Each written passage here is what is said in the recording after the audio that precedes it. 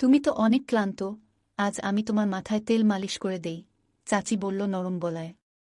তার হাত যখন আমার চুলে আলতো করে ঘুরছিল, আমার গায়ে এক অন্যরকম অনুভূতি হচ্ছিল। কিছুক্ষণ পর তার হাত আমার পিঠের দিকে নামল। পূজা চাচি সবসময় নিজের কাজে ব্যস্ত থাকত, তাই আমার জন্য এমন কিছু করার সুযোগ খুব একটা পেত না। কিন্তু সেদিন রাতে চাচি নিজের হাতে আমার মাথায় তেল মালিশ করছিল। মালিশ করতে করতে কখন যে ঘুমিয়ে পড়লাম টের পাইনি।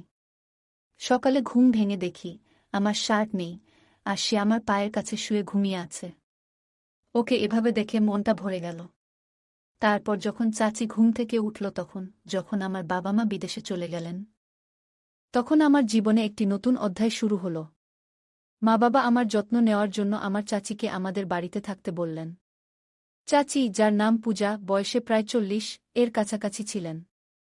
বয়স হলেও তার ব্যক্তিত্ব ও রুচিশীলতা ছিল মনোমুগ্ধকর। তার চালচলন, হাসি আর কথার ধরন সবকিছুই একেবারে আকর্ষণীয় ছিল। আমি তার দিকে মুগ্ধ হয়ে তাকিয়ে থাকতাম।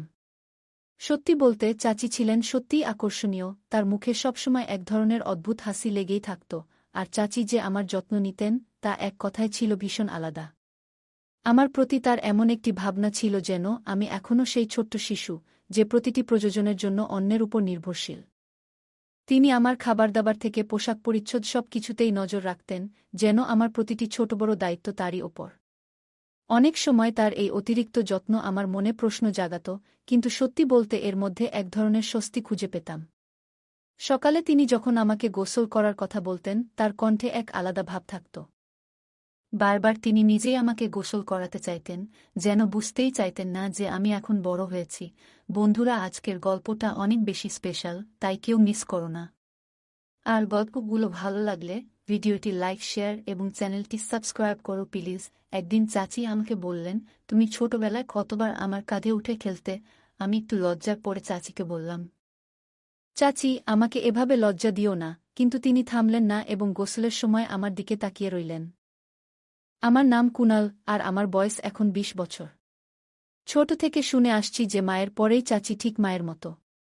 এই কথাগুলো বরাবরই আমার মনে একটা প্রশ্নের জন্ম দিত, সত্যিই কি চাচি এতটা গুরুত্বপূর্ণ? তবে কখনো ভাবিনি যে চাচি আর আমার মধ্যে এমন কিছু ঘটবে যা আমি কল্পনাও করিনি। যিনি ছোটবেলায় আমার এত যত্ন নিয়েছেন, তার দৃষ্টিভঙ্গি কখন যে এতটা বদলে যাবে বুঝতেই পারিনি। একবার আমার বাবা মা 2 মাসের জন্য বিদেশে গিয়েছিলেন। মা বাড়ির দেখাশোনার জন্য একজন সহকারী পাঠিয়েছিলেন। পরদিন সকালে যখন ঘুম থেকে উঠলাম, তখন হঠাৎ দরজার ঘণ্টা বাজল। যেহেতু মা বাবা বিদেশে ছিলেন, তাই ভাবলাম হয়তো কেউ এসেছেন। দরজা খুলতেই সামনে দাঁড়িয়েছিলেন এক লম্বা, সুন্দরী এবং আত্মবিশ্বাসী মহিলা। তার চোখে ছিল এক ধরনের ঝলক, আর তার মুখে ছিল মৃদু হাসি। তিনি হাসতে হাসতে বললেন, এই বাড়িতে একজন কাজের মহিলার দরকার ছিল, তাই না? আমি তাকে মনোযোগ দিয়ে দেখলাম এবং বললাম, হ্যাঁ, সম্ভবত আমার মা আপনাকে ডেকেছেন। তারপর তাকে বাড়ির ভেতরে নিয়ে এলাম। যখন তিনি ঘরে ঢুকলেন, আমি তাকে রান্নাঘর দেখালাম। তবে তিনি এমনই অভিজ্ঞ ছিলেন যে রান্নাঘরে কি কোথায় আছে তা সঙ্গে সঙ্গেই বুঝে গেলেন, যেন আগে থেকেই এখানকার সবকিছু তার জানা। আমি ভাবলাম, এটা খুবই ভালো হলো। মা নিশ্চিন্ত থাকতে পারবেন। তখনই মাকে ফোন করে জানালাম যে কাজের মহিলা এসে গেছেন। মা এটা শুনে অনেকটাই নিশ্চিন্ত হলেন। আমিও বুঝলাম এখন আর একা থাকার অনুভূতিটা থাকবে না। সারাদিনের কাজের পর সন্ধ্যায় কাজের মহিলার ছুটি দেওয়ার সময় এলো। হঠাৎ করেই তিনি আমাকে বললেন, কুনাল, সকাল থেকে তোমার সাথে আছি, কিন্তু তুমি এখনও আমাকে চিনতে পারোনি। তার কথা শুনে আমি অবাক হয়ে গেলাম। আমি বললাম, আমি জানি আপনি বাড়ির কাজে সহায়তা করতে এসেছেন। তবে আর কি পরিচয় আছে আপনার? তিনি হাসতে হাসতে বললেন, আমি এ বাড়িতে কাজের মহিলা হিসেবে এসেছি বটে, কিন্তু আগে আমাকে তুমি পূজা চাচি বলে ডাকতে। আমার নাম পূজা। তোমার ছোটবেলা থেকেই আমি তোমার দেখাশোনা করেছি। আমি বিস্মিত হয়ে বললাম, আমার জানা ছিল না যে পূজা চাচি আমার জন্য এসেছেন। মানুষ যখন বড় হয় তখন শৈশবের অনেক কিছু ভুলে যায়। আমারও তাই হয়েছে পূজা চাচি এই কথা বলতেই। তিনি আমার হাত নিজের হাতে নিলেন, আর তার স্পর্শে মায়ের মতোই এক ধরনের স্নেহ অনুভব করলাম। আমার মনে অদ্ভুত এক আনন্দের ঢেউ বয়ে গেল। আমি তাকে বললাম, এত বছর পর আপনাকে দেখে সত্যিই আমি খুব খুশি হয়েছি। সন্ধ্যা প্রায় 6টা বাজে, তাই তাকে বললাম, আজকের কাজ শেষ, এখন আপনি বিশ্রাম নিতে পারেন। কাল সময়মতো চলে আসবেন। তখন তিনি বললেন, কুনাল, আমার নিজের থাকার জন্য কোনো বাড়ি নেই। তুমি যদি আমার বেতনের কিছুটা কমাও তাও সমস্যা নেই, তবে যদি তোমাদের বাড়িতে একটি ঘরে থাকতে পারি তাহলেও ভালো হয়। আমি সঙ্গে সঙ্গে মাকে ফোন করে সব জানালাম। মা বললেন, আমাদের বাড়িতে তো একটি ঘর খালি আছে, ওটা তাকে দিয়ে দাও। ও থাকলে তোমার কোনো প্রয়োজন মুহূর্তেই পূরণ করবে, তোমার ছোটখাটো কাজে সাহায্য করবে। মায়ের কথা শুনে আমি তাকে সেই ঘরটি থাকার জন্য দিলাম। তিনি সাথে কোনো পোশাক আনেননি, তাই মায়ের কিছু পুরনো শাড়ি তাকে দিলাম এবং মায়ের ঘরেই পোশাক পাল্টানোর কথা বললাম। আমি বাইরে চলে এলাম। প্রায় 10 মিনিট পরে আমি মায়ের ঘরে গেলাম, কারণ আমার ফোনের চার্জার দরকার ছিল। তবে ভুলেই গিয়েছিলাম যে চাচি তখন ঘরেই ছিলেন। আমি দেখলাম চাচি পোশাক পরিবর্তন করছেন। লজ্জায় তাড়াতাড়ি চোখ বন্ধ করে ফেললাম, কিন্তু চাচি যেন এতে কোনো সংকোচ অনুভব করলেন না। বরং বললেন, কুনাল, এসো এখানে বসো, আর বলো তো, তোমার মায়ের এই শাড়ি আমার উপর কেমন লাগছে। তার পোশাক পরিবর্তনের মধ্যেও তিনি আমাকে সামনে বসতে ডাকছিলেন, কিন্তু আমার মনে হলো এটা ঠিক নয়। চাচি দেখতে অত্যন্ত সুন্দর ছিলেন, বয়স প্রায় 40 হলেও তার শরীর ও চেহারা বয়সের চেয়ে অনেক কম মনে হতো। কিছুক্ষণ পরে তিনি মায়ের শাড়ি পরে ঘর থেকে বেরিয়ে এলেন, আর পুরনো শাড়িতেও তাকে চমৎকার দেখাচ্ছিল। এইভাবে কয়েকদিন কেটে গেল। পূজা চাচি প্রায় 10 দিন ধরে আমাদের ঘরের কাজ দেখছিলেন। একদিন তিনি আমার ছোটবেলার অনেক স্মৃতি শোনালেন, যেগুলো শুনে আমিও নিজের শৈশবে ফিরে গেলাম। সেই ছোট্ট ছেলেটা যে সবসময় মোবাইল নিয়ে ব্যস্ত থাকত, এবার নিজের ছোটবেলার কথা ভাবতে লাগল। চাচি মাঝে মাঝে আমাকে বেশ বিভ্রান্ত করতেন। কয়েকদিন পর হঠাৎই বললেন, কুনাল, আজ তোমাকে নিজ হাতে গোসল করিয়ে দেব।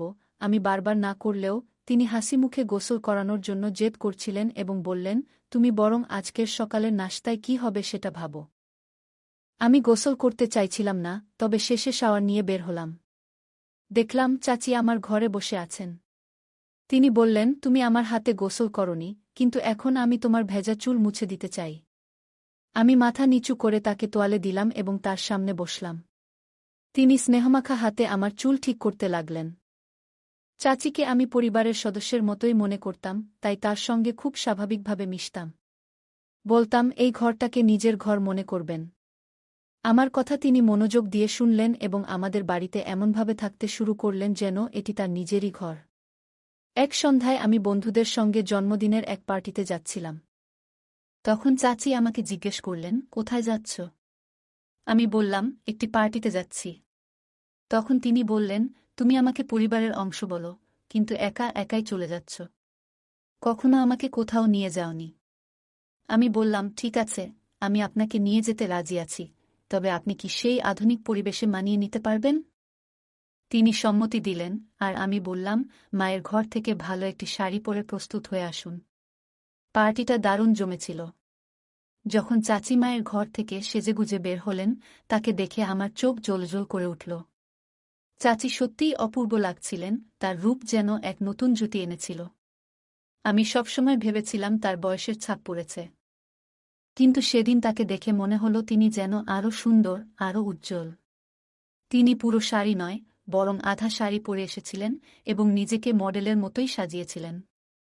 সাধারণ শাড়িতেও তিনি একদম অন্যরকম লাগছিলেন, যেন তার বয়স 40 নয়, আরও অনেক কম। চাচিকে সেদিন দেখে আমার চোখ লজ্জায় নিচু হয়ে গেল।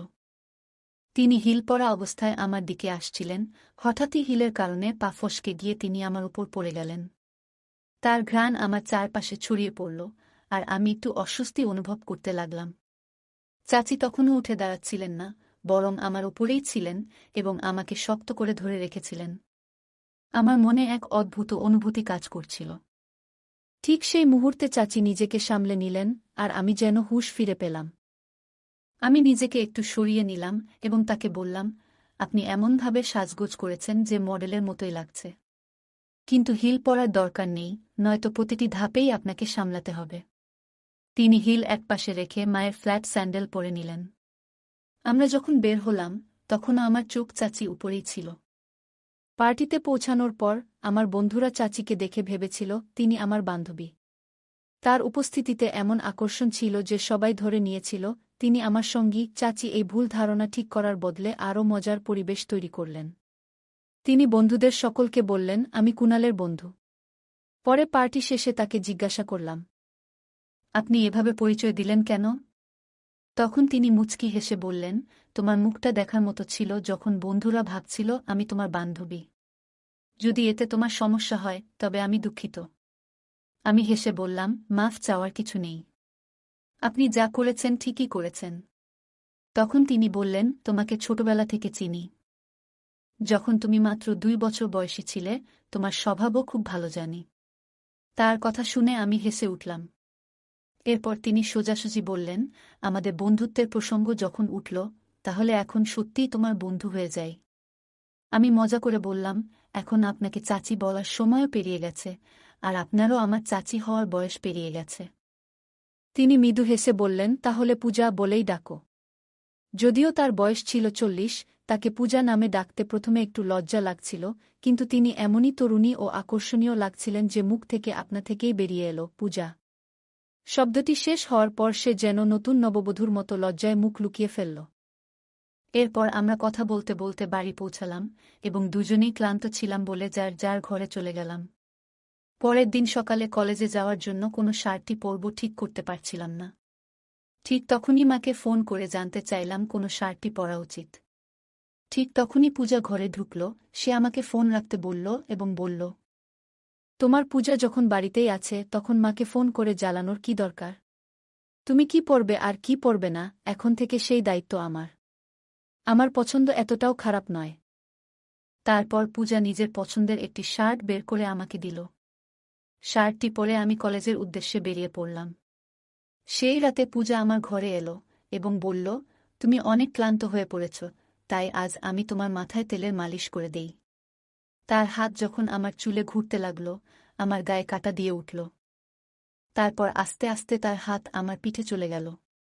মা এত ব্যস্ত থাকতেন যে এইভাবে সময় নিয়ে কখনো তেল মালিশ করে দেওয়া তার পক্ষে সম্ভব ছিল না। ঠিক মনে পড়ে না মা কবে শেষবার আমার মাথায় তেল মেখে দিয়েছিলেন। পূজা তার কাজে এতটাই ব্যস্ত থাকতেন যে কখনো নিজে থেকে সময় নিয়ে আমার জন্য কিছু করার সুযোগ পেতেন না। কিন্তু সেদিন রাতে পূজা তার নিজের হাতে আমার মাথায় তেলের মালিশ করছিল। মালিশ করার সময় কখন যে গভীর ঘুমে তলিয়ে গিয়েছিলাম বুঝতেই পারিনি। পরের দিন সকালে ঘুম থেকে উঠে দেখি পূজা আমার পায়ের কাছে শুয়ে আছে। তাকে জাগিয়ে হেসে বললাম, তুমি আমার পায়ের কাছে কি করছ? পূজা চাচি মুচকি হেসে বলল, গত রাতে তোমাকে মালিশ করতে করতে আমারও ঘুম চলে এসেছিল। সকালে পূজা হঠাৎ এক প্রশ্ন করল, যা আমাকে ভেবে দেখতে বাধ্য করল।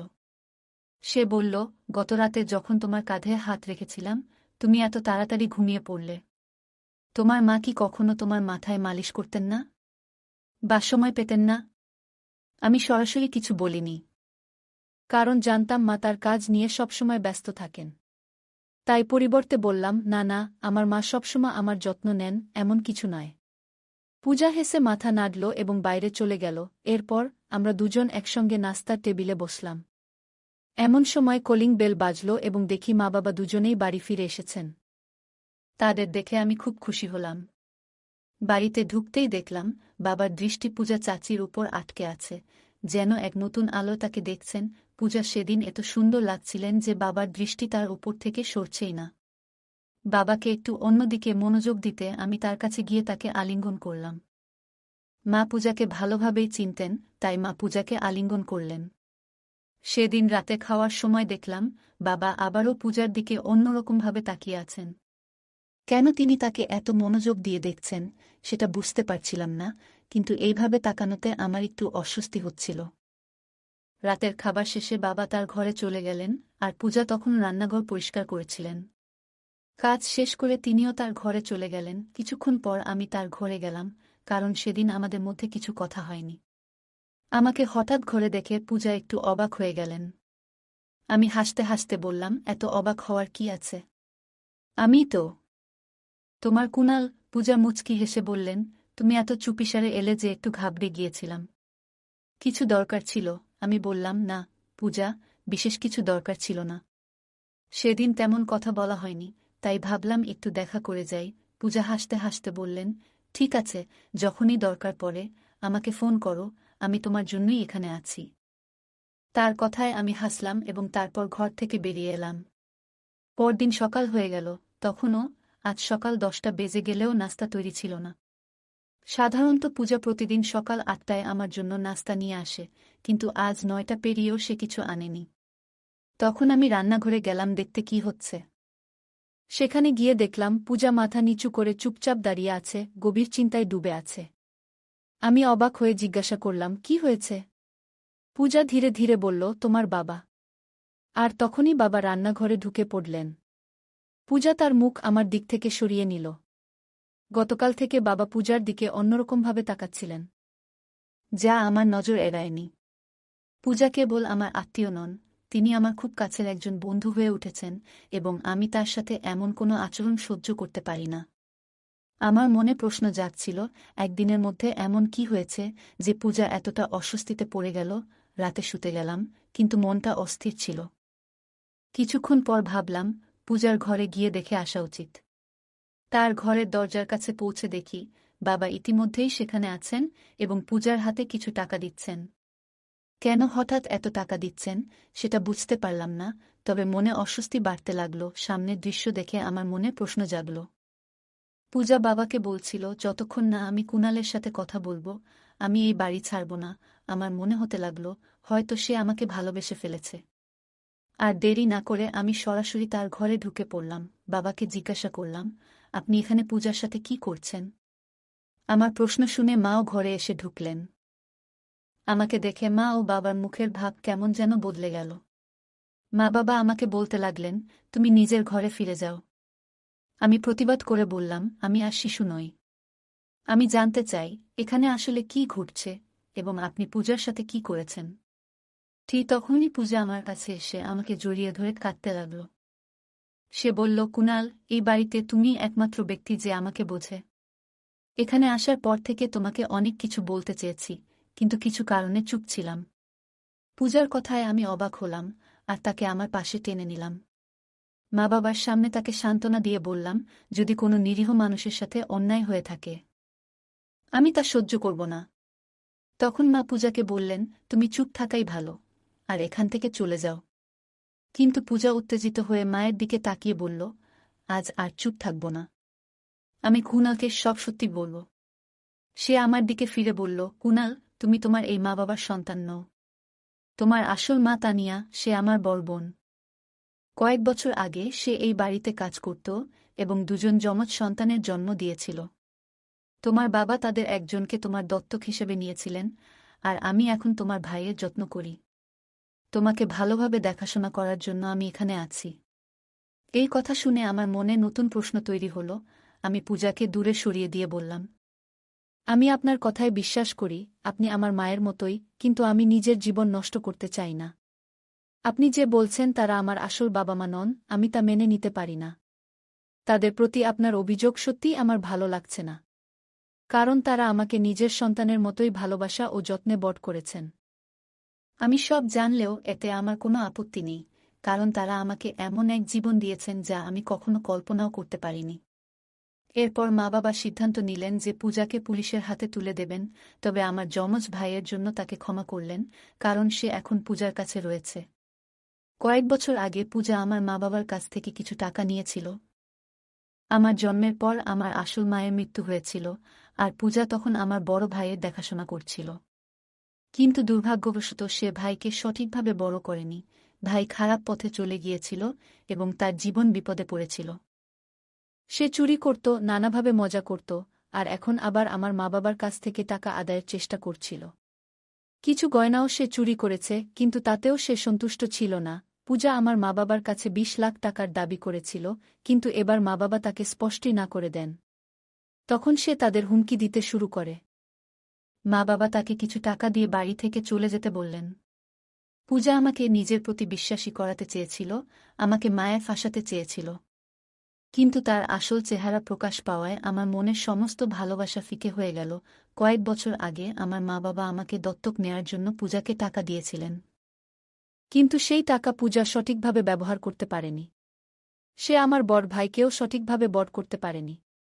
যদি সময়মতো সে সেই টাকার মূল্য দিত এবং সঠিক যত্ন নিত, তাহলে হয়তো আজ আমার বড় ভাই ভালো পথে থাকত। কিন্তু পূজা না তাকে সঠিক শিক্ষা দিয়েছে, না তাকে সঠিক দিশা দেখিয়েছে।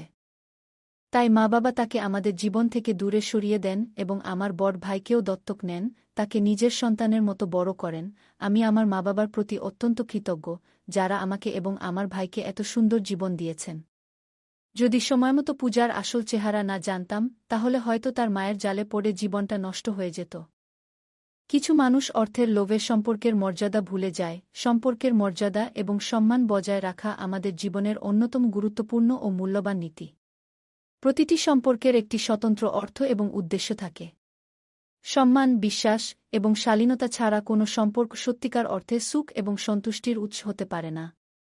এই গল্পটি আমাদের শেখায় যে পারিবারিক ও সামাজিক সম্পর্কগুলিতে সীমারেখা মেনে সেগুলিকে সততা ও মর্যাদার সাথে পালন করা উচিত, যাতে তারা দীর্ঘস্থায়ী ও সন্তোষজনক থাকে। এই গল্পের মাধ্যমে দেখানো হয়েছে, পরিবারে আমরা একে অপরের পাশে থেকে সহায়তা করি, যত্ন নিই।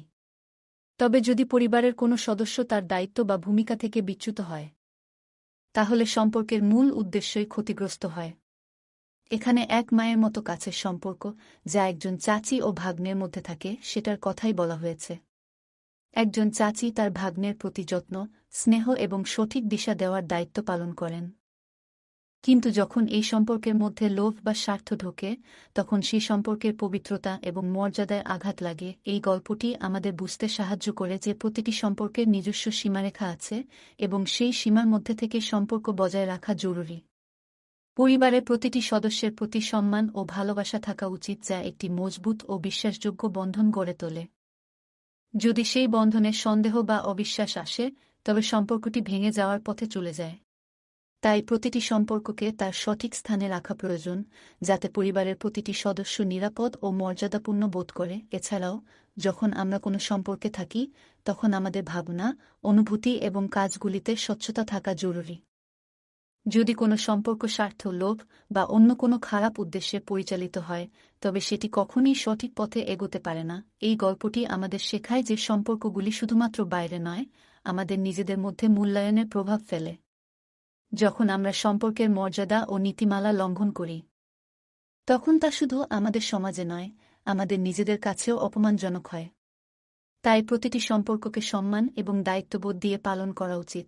এই গল্পে চাচির চরিত্র এমন এক আদর্শ প্রতীক, যা দেখায় কিভাবে সম্পর্কের যত্ন নেওয়া এবং তাদের সম্মান বজায় রাখা আমাদের কর্তব্য। যেভাবে তিনি তার ভাগ্নাকে যত্ন সহকারে কাছে টেনেছেন এবং তার দায়িত্ব নিয়েছেন, তা নিঃসন্দেহে প্রশংসনীয়। তবে যদি কোনো সম্পর্কের মধ্যে আবেগজনিত দ্বন্দ্ব দেখা দেয়, তখন উচিত সেই সমস্যার যথাযথ সমাধান খুঁজে বের করা, তা ভুল ভাবনায় প্রভাবিত না হয়ে। এই গল্পের আবেগময় দ্বন্দ্ব আমাদের বোঝায় যে জীবনে এমন সময় আসে যখন আমাদের নিজেদের আবেগকে নিয়ন্ত্রণে রাখা উচিত এবং ভুল পথে না ভেসে সমাধানের চেষ্টা করা উচিত। তাছাড়া, এই গল্পটি আমাদের শেখায় যে অনেক সময় সম্পর্কের মধ্যে কিছু দূরত্ব বজায় রাখাও প্রয়োজনীয় হতে পারে। এখানে দূরত্ব মানে নেতিবাচক কিছু নয়, বরং এটি একটি সীমারেখার প্রতীক, যাতে সম্পর্কের মধ্যে ভুল বোঝাবুঝির অবকাশ না থাকে। প্রতিটি সম্পর্কের মধ্যেই এমন কিছু শিক্ষা থাকে যা আমাদের জীবনের মূল্যবান গুণাবলীর কুনাল ঘটায়। যতক্ষণ পর্যন্ত সম্পর্কের মর্যাদা অক্ষুণ্ণ থাকবে, ততক্ষণ পর্যন্ত তাদের প্রভাবও ইতিবাচক থাকবে। এই গল্পটি আমাদের শেখায় যে সম্পর্কগুলির মধ্যে শৃঙ্খলা এবং আত্মনিয়ন্ত্রণ রক্ষা করা কতটা গুরুত্বপূর্ণ। সম্পর্কের মধ্যে কোনো ধরনের অযথা আচরণ বা সীমা লঙ্ঘন কেবল সম্পর্কটিকেই নয়, আমাদের ব্যক্তিত্বকেও ক্ষতিগ্রস্ত করতে পারে।